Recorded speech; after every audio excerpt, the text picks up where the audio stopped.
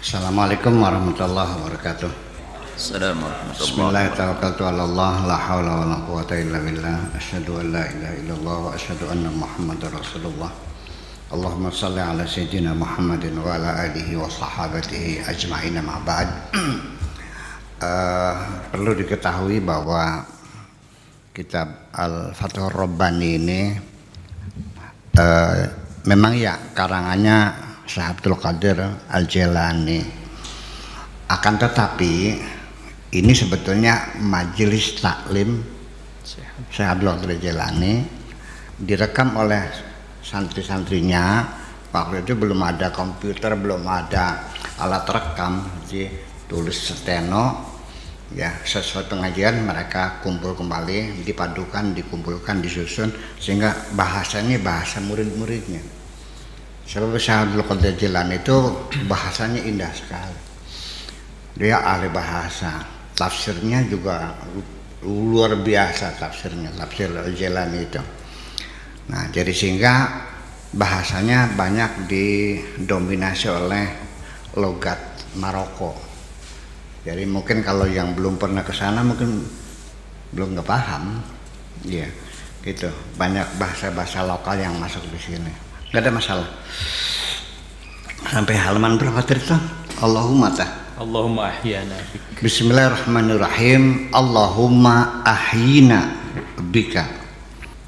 Wahai Tuhanku, hidupkanlah kami, yang nanti hidupnya kami ini untuk mengabdi kepadamu.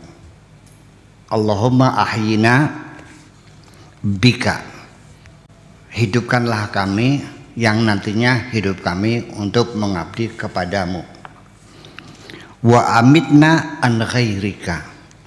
Dan matikanlah kami, bunuh saja kami ini ketika hidup kami ya digunakan untuk selain engkau.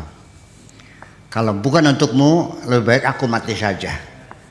Silakan kau hidupkan, asalkan hidupku untukmu, bukan untuk selain kamu. Ini kalimatnya pendek tapi harusnya terjemahnya panjangnya bukan main. Jadi artinya bahwa hidup ini hanya untuk Allah, bukan untuk selainnya. Ya, hidupkan kami untukmu, matikan kami untuk selain kamu. Ya syekhan fissinni, wahai orang yang umurnya udah tua. Sobiyan fit tabai, tapi wataknya masih anak-anak. Orang kolot. Umurnya yang apa namanya? Umurnya tua, tapi wataknya kamu masih anak-anak. Ilamata ta'du as-sabwata tabaka khalfa syakasati dunya. Sampai kapan engkau masih mengejar-ngejar usia mudamu? Masih sampai kapan engkau masih bersukaria menghabiskan usia mudamu? Ya, sobat itu masa pubertas juga boleh. Khalfa sakasati dunya, dibalik kegaduhan dunia ini. Sampai kapan engkau terus mengejar-ngejar kegaduhan dunia ini? Sampai kapan kamu mendapatkan kedamaian? Taj'alatha laka hammaka, yang semuanya itu dunia ini semuanya telah membuat kamu semakin susah. Yang semuanya ini hanya menyebabkan kamu menjadi susah. Amata alamu anna hammaka ma ahammaka.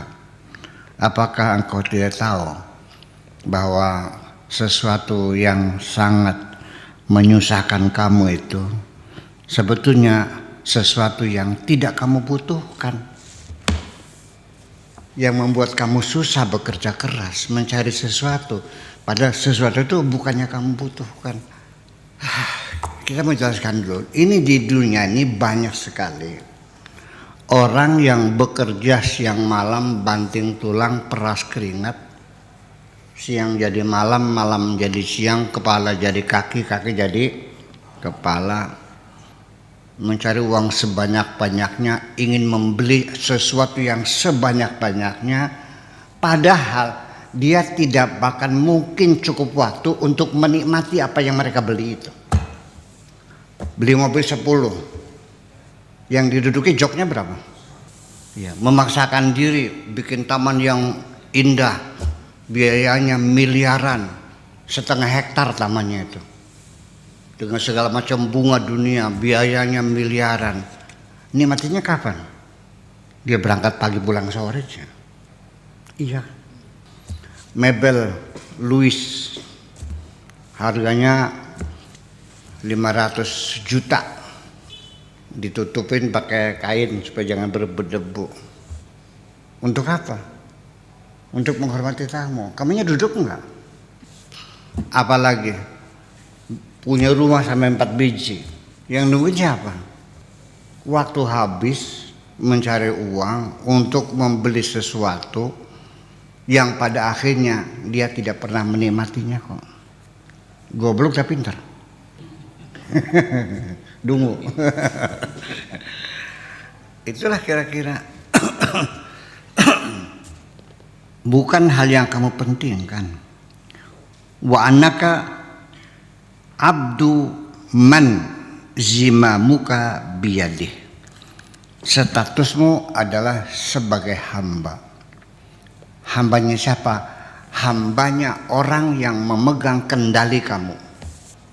Yang mengendalikan dirimu itulah majikanmu. Dan engkau adalah hambanya orang yang mengendalikan dirimu. Zimamuka biyadih. In kana zimamuka biyadid dunya fa anta abdun laha. Kalau yang mengendalikan dirimu itu adalah dunia, yang menggerakkan kamu itu dunia, mendorong kamu berbuat hanya kepentingan dunia, kamu usaha untuk mencari dunia, maka kamu adalah hamba dunia. Wa in kana fa anta abdun laha. Wa in kana zimamuka biyadil ukhra. Tetapi ketika yang mengendalikan kamu adalah kepentingan akhirat kamu, pengen masuk surga, pengen dapat bidadari, bisa mandi di sungai susu, sebagainya, ya, sehingga kamu sholat setiap hari itu bukannya 5 waktu, 17 waktu dengan qobliyah ba'diyahnya dan sunah-sunahnya semuanya. Ditambah lagi dengan sholat-sholat yang tambahannya, sholat hajat, sholat segala macam. Fa anta abdun laha, maka kamu adalah hamba akhirat.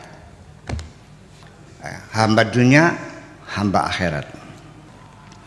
Wa in kana zimamuka biyadil haqqi azza wa jalla. Tetapi ketika yang mengendalikan dirimu adalah Tuhanmu, yang mengendalikan dirimu adalah Tuhanmu, fa anta abdun lahu, maka kamu adalah hamba Tuhanmu. Itu. Jadi artinya bahwa orang yang kepengen akhirat, semuanya untuk pahala, ngumpulin sedekah, buat sampai korban saja, buat apa? Buat mempersiapkan buat cadangan kendaraan di sorga. Dan ini para mubaliknya juga menjanjikan kan, korban kambing yang bagus ya, yang kokoh, so itu buat kendaraan kamu di sorga. Waduh, di sana. Sedangkan sudah 5 kali korban, berarti sudah punya 5 kendaraan di sorga. Ya tapi saya kan mikir, apa enaknya sih naik kambing? Misalnya juga naik BMW. Yang cerdas kan. Enaknya di mana naik kambing? Kan? Ya, iyalah. Nah, sekalipun akhirat ya berarti ya abdul akhir. Sedunia ya abdul dunia. Kalau yang mengendalikan kamu itu manusia, makhluk juga, ya abdul khalqi. Bukan abdul khaliq, abdul khalqi, hambanya makhluk kamu itu. Kalau yang mengendalikan kamu itu syahwat hanya karena birahi, karena nafsu seksual, tiap hari cari cewek melulu, berarti kamu hamba cewek. Jadi yang mengendalikan kamu, yang apa namanya, pemegang kendali, itulah majikanmu. Itu aja persoalannya. Fa anta abdun wa in kana zimamuka biyadil haqqi azza wa jalla fa anta abdun lahu. Wa in kana zimamuka biyadi nafsika, akan tetapi ketika kendalimu dipegang oleh nafsumu, yang mengendalikan kamu adalah nafsumu, fa anta abdu nafsika, maka kamu adalah hamba dari nafsumu sendiri. Wa in kana zimamuka biyadi hawaka, kalau kendalimu itu dipegang oleh hawa nafsumu, maka fa anta abdu hawaka, maka engkau adalah hamba hawa nafsumu. Ya, wa in kana zimamuka biyadil khalqi fa anta abdul khalqi. Apabila dirimu dikendalikan oleh makhluk, maka engkau adalah hambanya makhluk. Fandur ila man tusallimu zimamaka al-akthar wal aghlab. Maka lihatlah, cobalah engkau renungi dirimu sendiri, kepada siapa lesmu, apa les kendali ya, kepada siapa kendalimu kau serahkan, kepada dunia, kepada akhirat, kepada atasan, bawahan, pimpinan, pekerjaan, ya, hawa nafsu, itu al-akthar wal aghlab. Mana yang paling dominan? Al-akthar wal aghlab. Selama ini kamu berbuat dari bangun tidur sampai tidur lagi, non-stop terus bekerja, muter-muter, beli ini, bangun ini, pergi sini, datang sini. Untuk apa itu semuanya? Siapa yang mendorong engkau berbuat? Cari duit. Ya kalau begitu kamu hamba duit. Kalau yang kamu lakukan pengen hafal Quran, pengen usaha, pengen jadi kiai supaya istrinya cantik, ya berarti engkau hamba istri. Kalau usahamu semuanya tuh pontang-panting, mencari teman sebanyak-banyaknya, ikut kampanye, pasang baliho, pengen apa? Bupati, ya kamu hamba bupati, hamba pangkat namanya. Itu saja persoalannya. Ya silakan Anda jujur saja dengan Tuhanmu, ya Allah, selama ini aku ternyata masih menghamba kepada jabatanku. Jujur aja, dan gak usah ngitung pahala lah. Dari mana Allah kasih pahala? Pahala kan bayaran. Nah kalau kerjanya bukan untuk Allah, bagaimana pas minta bayaran sama Allah? Orang bekerja ngaspal jalan bebas, lalu datang minta bayaran sama saya. Kira wong kene kapi asem temen. Kamu kerjanya di mana? Di situ. Apa yang kerjakan? Ngaspal. Yang nyuruh siapa? PO. Ya kan sama saya. Selagi apa yang kau kerjakan bukan untuk Allah, jangan pernah minta pahala sama Allah. Dasarnya apa? Iya. Jadi artinya bahwa sekalipun masih ada keinginan imbalan dan pahala dari Tuhan, itu masih sudah masuk dalam wilayah keikhlasan. Para nabi juga sama, masih mengharapkan imbalan dari Tuhan juga, dan itu sudah masuk dalam wilayah. Jadi ikhlas itu bukan berarti sudah tidak mengharapkan imbalan. Sekalipun mengharapkan imbalan, sudah masuk dalam wilayah ikhlas ketika imbalannya dari Tuhan. Wa ma as'alukum alim min ajrin in ajriya illa ala rabbil alamin. Para rasul mengatakan, aku tidak minta upah sama kamu kok, aku nulung aja. Kamu susah saya bantu, saya nggak minta harap apa kok, nanti yang bayar Allah. Jadi para nabi pun berharap kepada Allah imbalan sah-sah saja. Sekalipun saya merasa tidak nyaman ya kalau saya berbuat sesuatu lalu mengharapkan imbalan.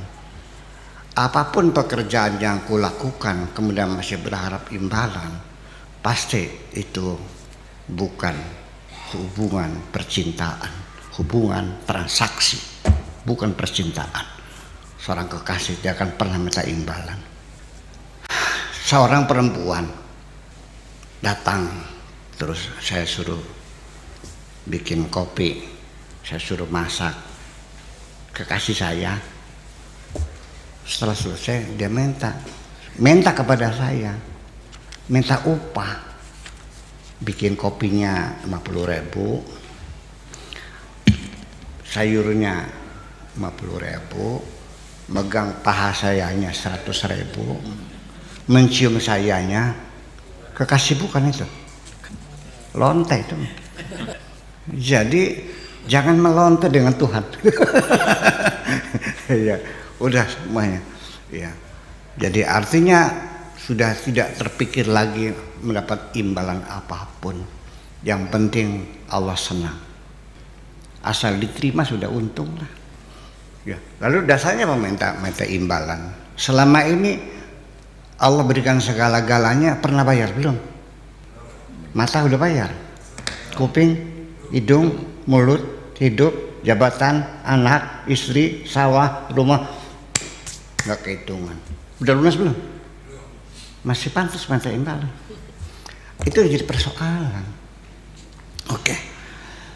Sekarang ibumu menyuruh kamu nganterin surat ke Pak Kiai Amani Lutfi, surat, terus minta upah. Pulang pergi biayanya 100.000 bayar upah.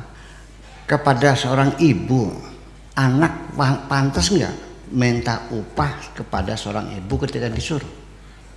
Pantas nggak? Tidak pantas. Nggak pantas. Sebabnya apa? Pantas nggak? Disuruh ibu minta bayaran, berani berapa bu? Apa sebabnya? Karena terlalu banyak kebaikan ibu. Dari mulai nyusuin, ngebedongin, nyebokin segala macam, iya kan? Padahal sesungguhnya ibumu tidak bermaksud untuk membuat kamu kok. Tetapi yang buat kamu adalah Allah.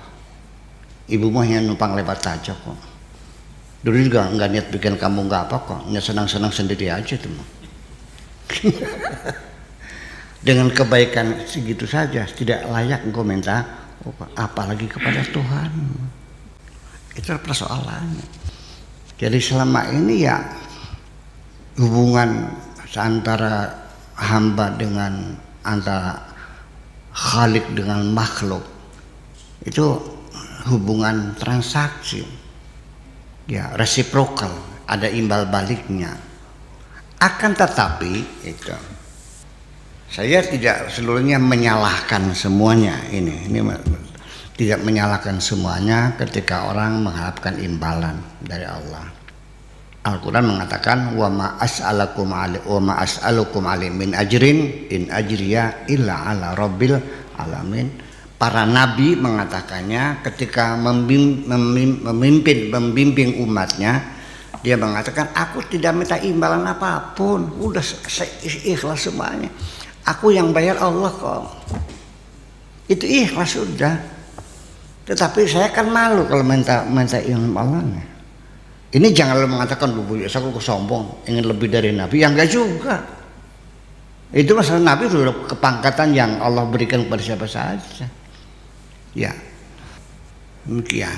Jadi yang menyebabkan kita tidak pernah berharap minta imbalan apa sesungguhnya? Cinta kok. Seorang pencinta itu tidak pernah imbalan, malah disuruh juga senang kok. Sok perempuan yang jadi kekasihku, saya suruh bikin teh, seneng nggak? Neng, sok damelkeun teh reng, mangga, seneng. Iya, ya kita juga kalau memang yang seorang kekasih Tuhan, ya ketika disuruh kamu seneng dong. Makanya satu ciri ketika disuruh engkau malas melakukannya. Wa idza qamu ila sholati qamu kusala. Ketika disuruh sholat malas kelakar. Berarti cintamu masih dipertanyakan. Itulah kira-kira. Oke, segitu aja dulu deh.